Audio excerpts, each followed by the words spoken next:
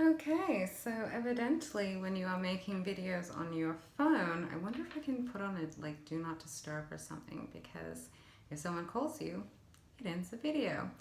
Part two. Here we go. So, picking up where we left off, the devil. what a what a place to begin again. So yeah, what fears are holding you back, but also the devil represents temptations. So oftentimes, if we are trying to establish our lighter side, our most divine side as the ruling side of our journey, temptation can be one of the biggest obstacles and barriers in doing so. We're tempted to return to what we know, which we know doesn't work for us, but we don't know what does. So sometimes it's just easier, or it seems easier, to reach out for what you know, even when you know it's not good for you. So being mindful of that. And then we have the Seven of Vessels, known as the Seven of Cups in the traditional tarot, which is referenced here as mourning.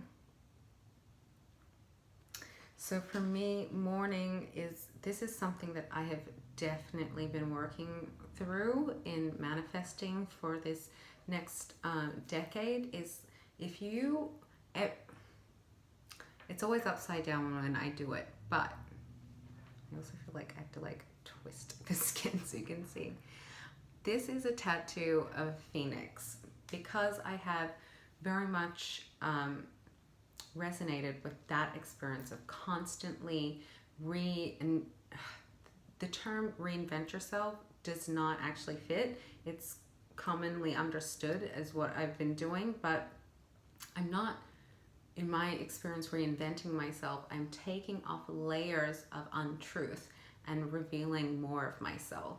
So in that process, when you're evolving and you're no longer the same person that you were maybe a year ago, maybe 5 years ago, maybe 10 years ago, whenever you get to that point of realizing certain aspects of who you identify as, or who other people, most people, identify you as, is no longer true, if it ever was, then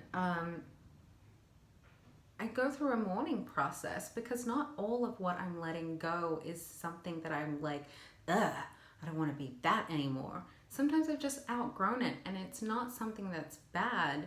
It's just something that does not fit with where I'm at and where I'm going. And when I identify those aspects, then I do have a moment and a process that I need to go through of mourning that the end of that part of me. It's like, bye-bye that part of Kesi. We had some good times, you know, you were pretty awesome.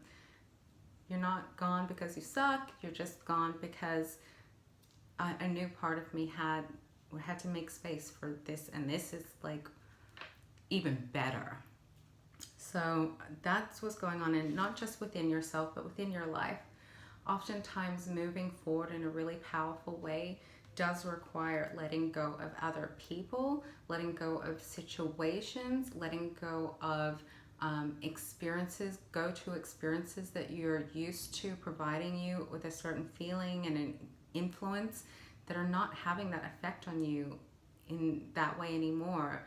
I could use the example of a certain style of music or a certain band that you're just like obsessed with. And whenever you listen to them, you feel great, and you feel like they're speaking to your soul, or like you could have written that song yourself. And then without realizing it, one day you get to a place where you're just not feeling that anymore. And you're like, oh, but I love that band. I've got all their t-shirts, but I don't want to listen to them right now. I'm really interested in this group or this genre, and it's exciting, and I want to move towards it, and that's still great. It's not like I don't like that band anymore. I just don't want to listen to them. So yeah, going through that mourning process is necessary sometimes. Okay, so what I'm going to do now is just take a look at some of the elements we want to be focusing on in order to get exactly what we're wanting in this coming decade. Yeah, it's a little bit much, isn't it? If you are feeling overwhelmed by the idea that it's going to be a decade, don't think about the time. Just think about what have you desperately wanted to experience and create in your life that you haven't yet. Makes it a lot easier. So, actually, I'm going to start with the Gateway to the Divine Tarot. And I'm going to look at things that we should be mindful to include, and then ways to support bringing that into our lives with the Shadowscape. So, things we want to focus on bringing into our lives going forward.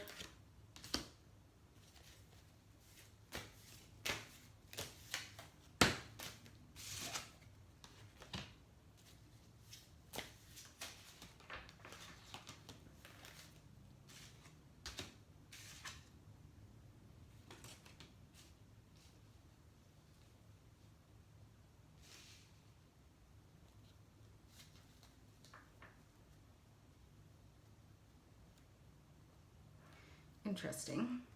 Okay, give me one sec.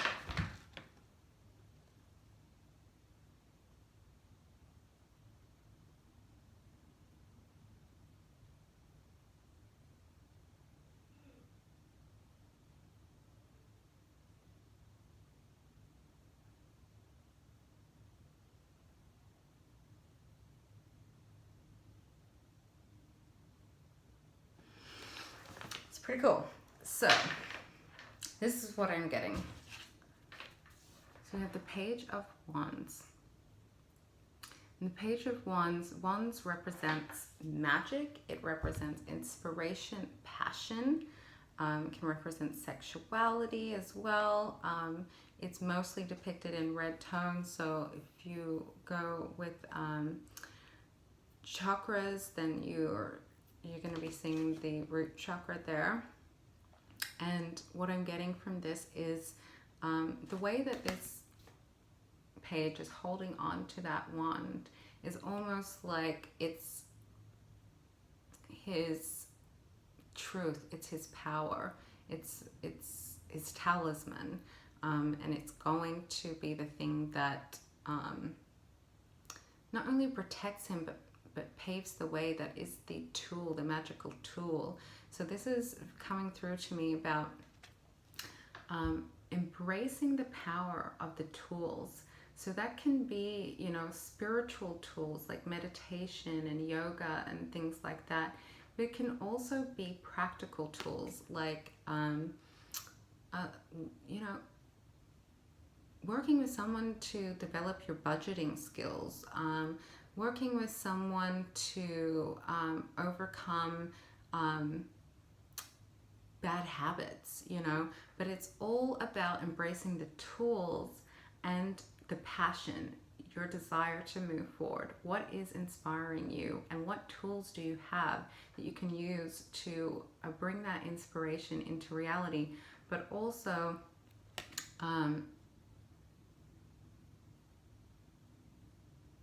what tools can you acquire to do that too? What tools do you have, and what tools could you acquire?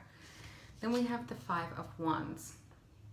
This can represent inner conflict, but it can also represent inner conflict on a, like in the sense of just yourself, but also in the sense of a larger scale you, like all that you see as an extension of yourself. So your family, your friends, your community, and conflict there.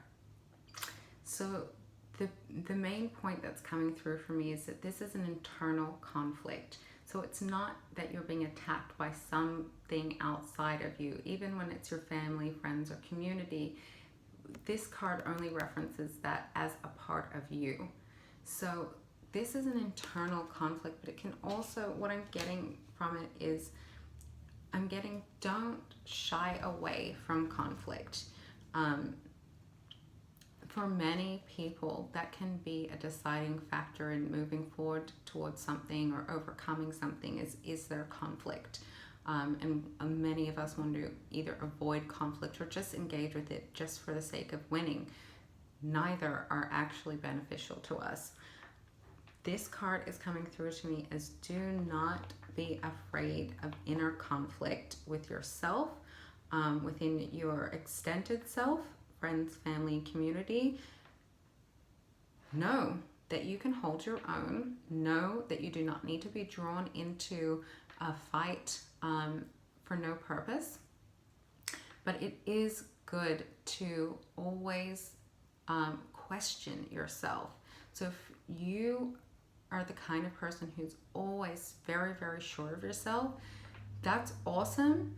Give yourself a really honest opportunity to really see, question your convictions and your beliefs. And if they're still strong after you've really done your best to tear them apart within yourself, and they're still strong, then you know that's something real and solid and integral as a part of you.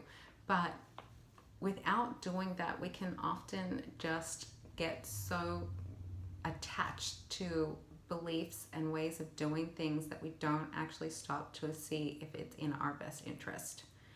So that not cutting off your nose to spite your face saying comes through for that with me too. Then we have the Six of Swords in reverse. So this is all about going on a journey.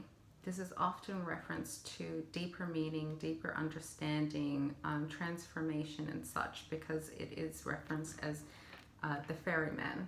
So being escorted from the world of the living to the world of the dead. What I'm getting from this card in this context, in its reverse position, is to beware, to not let, you can't really see the figure for some reason, but he is the one steering the ship. He's the ferryman. She's just a passenger. However beautiful and powerful she is, she's depicted here as like a queen or a princess or something. It doesn't matter. And if you have such valuable cargo as a queen or a princess or something, it's really important where you're going and who is steering the ship. Don't let anyone else steer your ship. That is a very strong message that I'm getting from this card. And if you are going to let someone steer this ship, which she has, I mean, in this story of the ferryman, that is his sole purpose in life. How many people do you know whose sole purpose is to guide you and take you places? It's not a real thing. Unless we're talking about a guru, it's not a real thing. So if you do enlist someone to be in the driver's seat and to steer, so maybe you're you have a working partnership where somebody is figuring out how to go about doing all the things and then you do the things, or you're in a relationship where you often let your partner make the decisions, or in a friendship where you do that. If you are going to let someone take that role in your life, I mean, vet the living life out of them. Just, if you do choose to let anybody else guide you, be very, very careful about who you choose to let do that, why, and for how long. And then we also have the Eight of Coins in reverse, which is coming through for me as a message of this is all about apprenticeship. This is all about learning and studying and developing your skills. And coming through in the reverse, I'm receiving that message in this reading as this is a time to look to your future. You're not wanting to manifest being a student for life, are you? I mean, no matter what your next thing is, even if you're continuing on a path that you are a master in that field, there's always more development that can happen. And stepping out of this space of I'm still learning, I'm still figuring out, and stepping into a place of I know what I know. I know that there's a lot that I don't know, and I'm totally interested in learning about that, but owning what you know, owning yourself as a authority, as a teacher, as someone who has already a lot to offer and not in need of validation from more experienced people or accreditation for natural skills that you have, owning what you know. Okay, then I'm going to use the Shadowscape to clarify there. So I'm going to be asking with the Shadowscape of how to go about doing this. So for each of those cards, what can we do to move more deeply into that?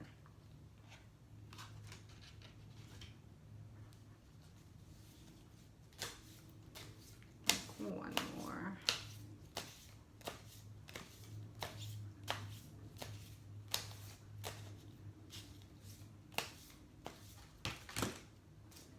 And sometimes you just get a lot more. Okay.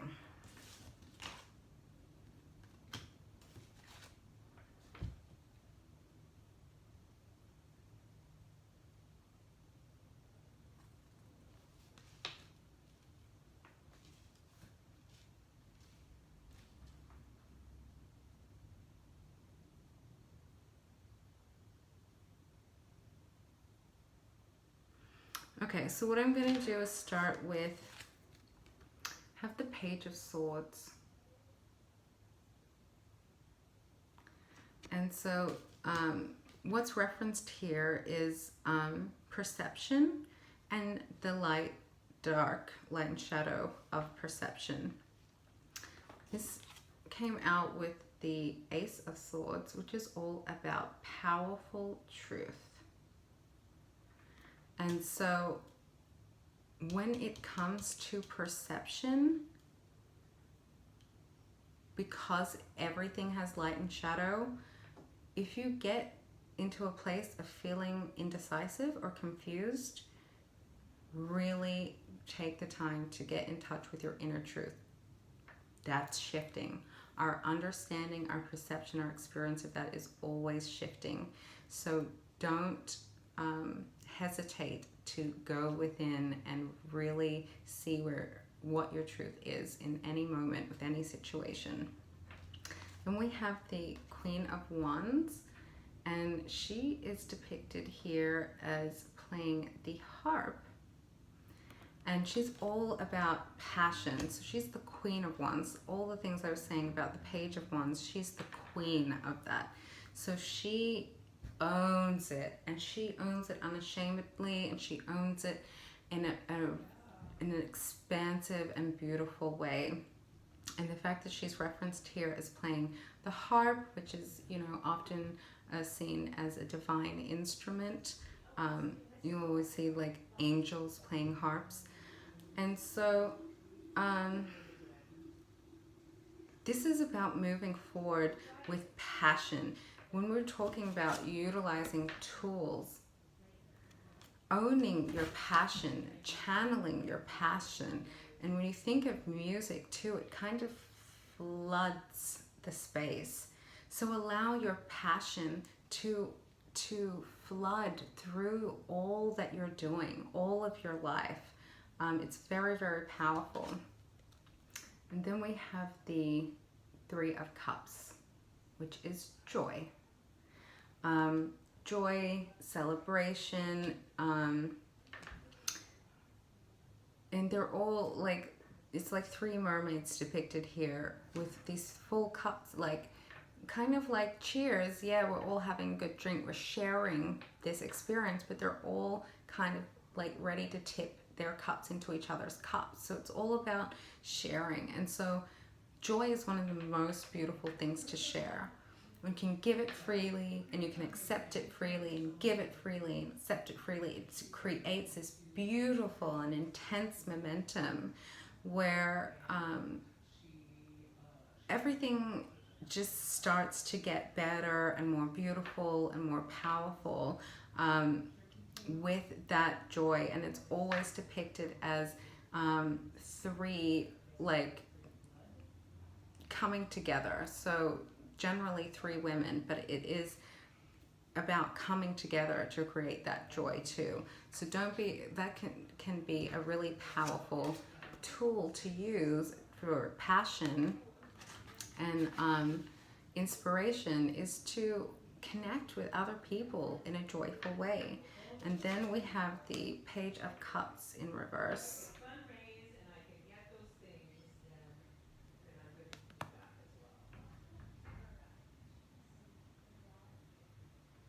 Okay. And so the Page of Cups in reverse, as far as this Page of Wands, is because we already had the Page of Cups saying, yes, with the Breach card, come out, share, do all of that. What I'm getting in regards to how we should go about doing that, don't give too much away. The Page of Cups holds one cup. And yes, it's full. And yes, the page is of service. It's a very giving, servitude kind of card. Don't give away too much. Make sure you always have enough for yourself. So I'm going to go ahead and clarify the Five of Wands, that inner conflict. They all just jumped right out. How we can go about engaging with that inner review and conflicting aspects of ourselves. So again, we have the Page of Wands. And so this is saying to me, this page is depicted as playing the violin too. So this, what comes through for me with the violin specifically, it immediately makes me think of the concept of weaving magic and weaving dreams. And the weaving of magic and dreams is really about making an artful experience of taking your dreams and inspirations and making them into the tangible. So when it comes to any kind of inner conflict, allow your divine inspirations to be woven through all that work. Don't lose sight of it, because when you are dealing with inner conflict and like shadow light conflict, you can actually get lost in the dark. So just be careful to always weave that light and love and passion and magic in there. Then we have the Empress. So this is about owning your power of absolute fertility, abundance, nurturing all of the divine feminine qualities.